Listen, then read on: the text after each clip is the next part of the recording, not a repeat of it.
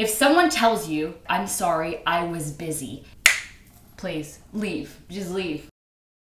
Hi guys, welcome back to my channel, or welcome if you're new. I know it's been over like 2 months since I last uploaded, which is not okay at all. I've been prioritizing my second channel and that is not okay. I'm gonna stop doing that and we're gonna get back to doing both channels. So hello, welcome. As you can see from the title of this video, today I'm going to be talking about long distance relationships and how you can survive them. I actually made a video like this about 2 years ago on my other channel, just giving you kind of tips and advice and stuff about how I believe you can survive a long distance relationship, because I've kind of been in one since I was 16 with 3 different people. That sounds very bad, but like, I'll get into all that. I'm now 24 though, and I'm in a completely new one, and I have so much more advice and better advice because yeah, this is like a legit, proper, good one. It's going real well. So first I'm gonna quickly just tell you a little bit about the background of my long distance relationship and what I'm kind of going through and blah blah, and then I'm gonna get into the tips. Yeah, so let me just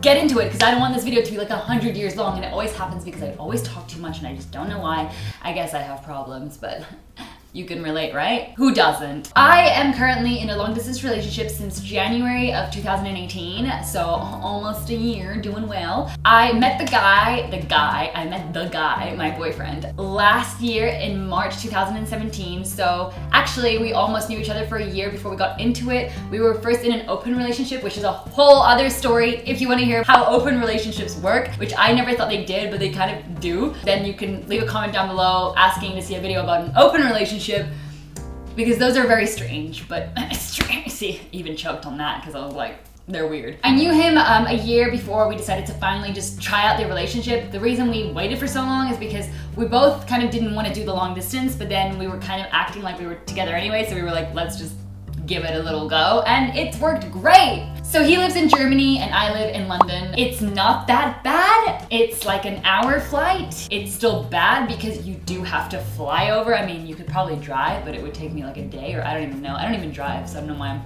I don't know. Flights can be cheap if booked super in advance, but you know, Ryanair, I don't like you because you cancel flights every damn time. It's still a bit of a struggle, a bit of a hassle, and it's not the nicest and most convenient thing, but it's still not that bad. I used to be in a long distance relationship when I used to live in New York and in Singapore. So I used to live in Singapore and my ex used to live in the UK. Then I moved to New York, he still lived in the UK. So that was freaking tough. I'm sure a lot of you have crazy distances and I'm very sorry. I know how horrible it is. But for now, I'm gonna be talking about the generals. That can be if you are a 2-hour drive or if you are a 14-hour flight. They still are the same principles. So the first thing that I think is super important, and this one's really obvious and like, yeah, duh, but I'm gonna just say it anyway because this is the point of the video, is you need to have like extreme trust in relationships in general, but in long distance relationships, it's like double. Because the thing is, if you don't have trust, and this sounds obvious, but there's so many people who will like be jealous or always questioning their partners. Where are you? What are you doing? What are you wearing? And all these questions, and you just can't be having that. Because if you have these kind of jealousy kind of symptoms, you're gonna go insane and you're not gonna enjoy at all, and you're gonna start arguing, and it's just not cool. It's not cute, and there's no reason for it. Trust is a huge one. Huge. It's like the top of the freaking list. This is why I say to people, if you're gonna go into a long distance relationship, you have to be extremely serious about the person and you have to really want it. You can't just meet a guy, know him for a month, kind of see him a few times, then go, yeah, let's do it. They don't usually work out, those ones. I know, I've done it. You need to really get to know the person and really like understand that you both really want this and it's not just like a let's give it a fling. The second thing is honesty, which kind of comes with trust. So what I mean by that is, if something happens or you feel guilty about it or you have to tell them, like, just be honest straight away. If you feel bad about something you've done, you know, that could be you flirted with someone accidentally. I made this video 2 years ago and I rewatched it before I filmed this. I'm 24 now, so I guess I was like 22, 21, 22. The things I was saying were so like different to how I feel now, and it's insane to me because it really matters. This is another point I have. It matters what age you are. Now, when you're younger, you're gonna make more mistakes because you're younger and it's normal. So if you are younger in a long distance relationship, firstly, I don't 100% recommend getting yourself into a long distance relationship because like I said, I've done this since I was 16, and I know being in a long distance relationship when I was 16 to now 24 is so different. The experience is a whole new level. The appreciation of the long distance relationship is so much more now than it was before. It's not as hard now, I feel, for me personally. I feel like now I really know that I want to do this. Also, when you're older, you're at a stage where you are sure that this person is either someone you are pretty certain that you want to spend the rest of your life with, or you're pretty certain that you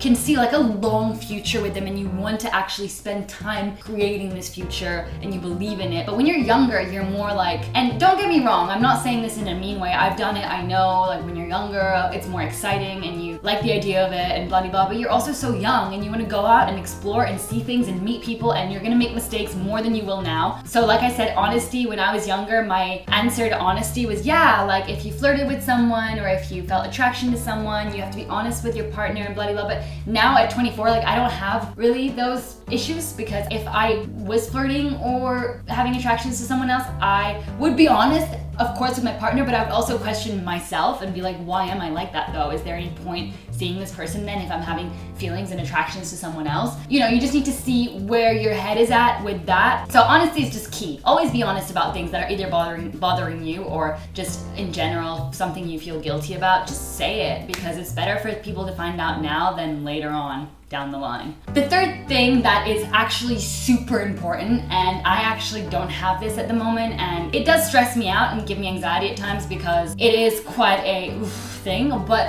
having a time frame is so important for a long distance relationship to survive and have an outcome. It's so important to sort of have an approximate time frame of when it's going to end. So I mean, like if you are getting into a long distance relationship now with your partner, you go like, okay, so we know we're doing this, but in a year or two, we're going to be together in the same country. My situation is very different because I met my boyfriend when I was living in Singapore, and I met him literally on the last day of me being there and on the last day of him being there. And then we both like left the country, and we literally like kept in contact for a month after, but we didn't see each other until he came to visit me. And it was a really weird, we like did long distance from day freaking one. So my situation is a bit different, but I know some people like see someone and then they go into long distance. So having a time frame is super important, and it just makes it easier because you kind of have something to look forward to, and you know like, okay, this is hard, but I know that in a year I will be with him or her or whoever. The struggle's real at the moment for me, but I'm doing pretty well with it, and I really believe in it. So for me, I know it will come one day. I believe in this relationship, and that's really important as well, believing that it's going to like last.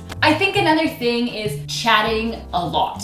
Now, don't over chat, even though some people tend to do this, like me, you know, sometimes. But we really like to keep in contact and chat to each other. We really like to talk and share things. Also, we're very like business savvy together, so we also really share our business experiences and help each other with things like that. So that's really nice as well. I think it's really good to communicate. I would say daily, but if that's too much for you, then do every other day, but just show them that you're there and you care and you have stuff to talk about. Don't force it though, you know, because then if you're forcing it to talk to them, then you know something's wrong. It's really easy to get used to the long distance relationship and kind of be like, okay, I'm in this, like I'm used to this, so I have to reply. So really just trust your feelings and don't force anything, because it will not turn out well in the end. Also, one thing I really want to say, and I have a lot of friends who tell me that a guy used this excuse with them, and I hate this excuse more than anything in this world because it is so bullshitty. It's a bullshit excuse. If someone tells you, I'm sorry, I was busy, if someone uses the word busy at you, please leave. Just leave. Leave the room. Leave my life. When someone says, sorry, I couldn't reply, I was busy. I'm sorry, but even like freaking the president is not busy 24/7. That is not possible. That is physically impossible. We all go to the toilet. We all lay in bed with our phone at the end of the day. We all have these little moments when we're on our phone, and if someone really, really, truly cares about you and wants to talk to you, they will do it. And please do not take I'm busy as an excuse. Yes, of course, we're busy sometimes, and that's totally normal. Of course, we're all busy. I'm busy right now making this video. If my boyfriend messaged me now, I wouldn't be able to do it. But am I going to message him later on when I have a free minute? Yes, because I give a shit. I'm just saying, like, if people don't care about you, it's very transparent and it's very obvious. You just need to open your eyes up and be aware of all that because it's so important. Another thing that I find very, very important is to try and see each other as much as possible. I know like that is very hard, especially if you're doing a huge distance. It's not possible. I totally get that. But then like try and use Skype or stuff to really like see each other visually and try and stay connected. If you do live not that far away, try and make the time to drive over or fly over, book tickets in advance, try and get cheap flights. Make sure it's even, though I have been in a relationship in the past where I've made more of the effort, where I've flown over more one-sided. I've been in that and it's not cool and I didn't really see it. It should be two-sided for it to really work and for it to be like a real relationship where both sides care. So just make sure that it's even and both of you are making the effort, because if not, then something's wrong. The last thing I want to say before I end this video, and it's going to sound probably very weird, but try and enjoy the feeling of missing someone. I know this sounds really weird, but my boyfriend always says when we're feeling down or whatever, I can be quite pessimistic, I won't lie, I have my moments. He's just a really positive person, which is great. It can get kind of annoying sometimes because I'm like, can you just understand that I'm not feeling great? And he's like, try and see it in this light. And then I do eventually, and then it's better. Try and be positive and try and actually see the great in really missing someone. Like, think about how lucky you are that you actually have someone to miss and someone that misses you, and that you actually have this amazing relationship where both of you really care about each other and it's wonderful. Then you get to see each other and experience that like love and happiness when you actually eventually get to see each other. Like, how many people actually have this feeling or can have this feeling or have this relationship? It's hard to find someone who you feel so connected to and close to that you can have this with. And sometimes missing someone is nice in a weird way. I don't know, you feel grateful. And I might seem crazy now, but I hope you can understand what I mean. I know I said that was the last thing, but one last thing I want to quickly say is also try and stay busy. Keep busy, do things, because the more you're not busy, the more you think about the person, which is not necessarily bad, but if you're missing someone, it's awful. You don't want to sit there just thinking about them all day. That's ridiculous. So try and keep busy, send each other cute messages. Also, if you are in a new city somewhere where you've just moved and you're making new friends, like, you don't want to be like